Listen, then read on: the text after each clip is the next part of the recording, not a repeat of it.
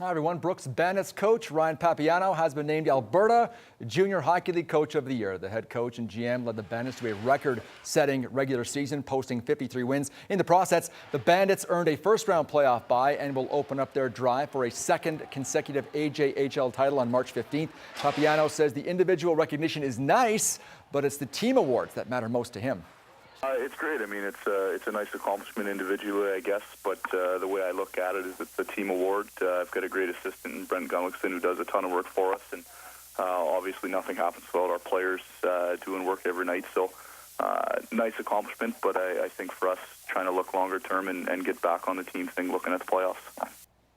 He also wins the award for most vowels in his last name. And Bandits forward Cam McLeese earned league MVP honors. He had 27 goals and 83 points in 59 games this season. Kootenay Ice goaltender Mackenzie Skapski has been named the WHL's best in the month of February. The 18-year-old posted an amazing 9-2 record with 4 shutouts. He also had a brilliant 1.27 goals against average and a stunning .956 save percentage. And Skapski is a big reason why the Ice sit 6 points up on the Lethbridge Hurricanes for the 8th and final playoff spot in the WHL's Eastern Conference. There's just 7 games to go for the Canes. They face Red Deer twice, Kootenay twice, Medicine Hat twice, and Calgary to finish the season. You gotta think they need to win all those games to get in. It's not impossible, but it'll definitely be tough. And in the Western Hockey League tonight, Kootenay is up in Red Deer.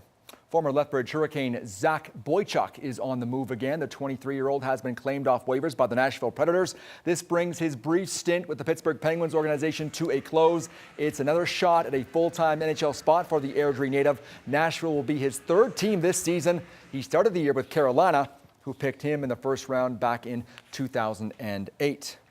Staying with the National Hockey League, Calgary Flames goaltender Mika Kiprusoff is getting closer and closer to a return to game action. Kiprusoff was back on the ice for practice today, taking a ton of shots.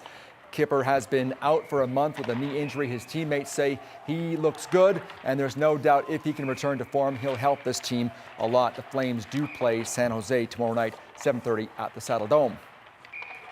The Brier isn't going quite as well for 2 Alberta skips. Local boy Brock Virtue is skipping the Saskatchewan entry up in Edmonton and has a 2-3 record so far, which isn't that bad. He takes on Manitoba at 6:30 in draw number 9. In draw number 8, Kevin Martin and his Alberta foursome were trying to get back on track as they face New Brunswick this afternoon.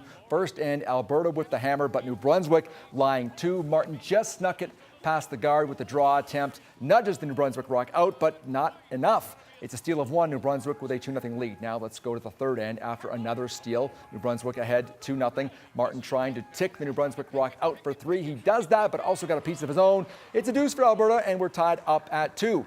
8th end now, game tied at 3. New Brunswick with the hammer. Lots of rocks in the house. James Gratton looking for 3. Tried to hit his own rock and back it up a bit and over. Not quite. Still a deuce for New Brunswick and a 5-3 lead. 9th end, Alberta with the hammer and a chance to tie it up. All Martin has to do is hit and stick, and that's an easy shot for him. We're tied at 5 heading to the 10th end. So New Brunswick with the hammer in 10 and a pretty tough shot for Gratton. Alberta lying 1, and he's just trying to chip the Alberta Rock out, which he does.